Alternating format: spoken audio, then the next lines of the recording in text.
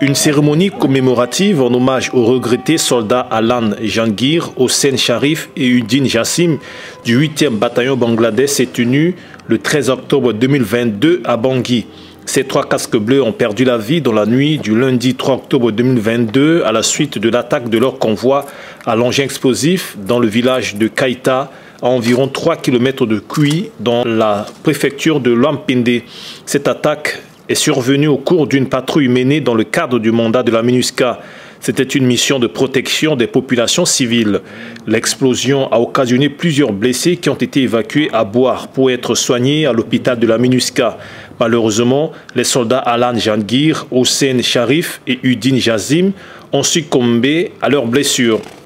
Fellow peacekeepers, chers soldats de la paix, alors que nous rendons hommage à nos collègues décédés, nous devons nous réconcilier avec l'énorme perte en transformant notre deuil en une détermination, et une détermination encore plus forte dans la voie pour laquelle ils ont perdu la vie, et cette voie est de ramener la paix en République centrafricaine.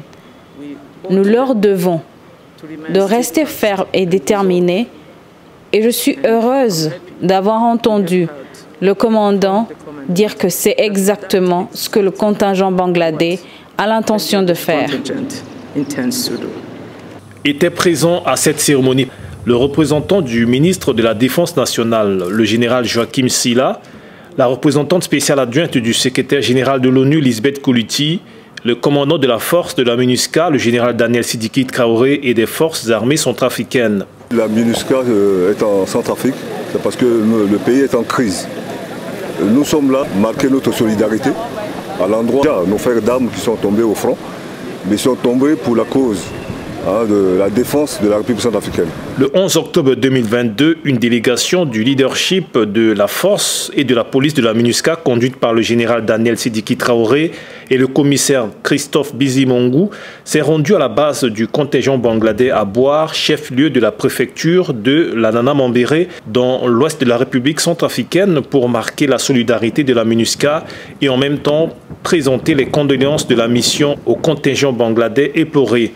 Le commandant de la force de la MINUSCA, le général Daniel Sidiki Traoré, s'est adressé au casque bleu bangladais en réaffirmant l'appui et le soutien de la MINUSCA. Nous sommes donc venus ensemble avec une forte délégation pour apporter non seulement le message de nos composantes, le message de condoléances, mais aussi quelque part celui de la mission. Donc notre présence, c'est montrer notre soutien à ce contingent, à ce bataillon. Et par là aussi, c'est l'appui et le soutien qu'on apporte à tous les bataillons, à tous les contingents, à toutes les FPU à travers la mission.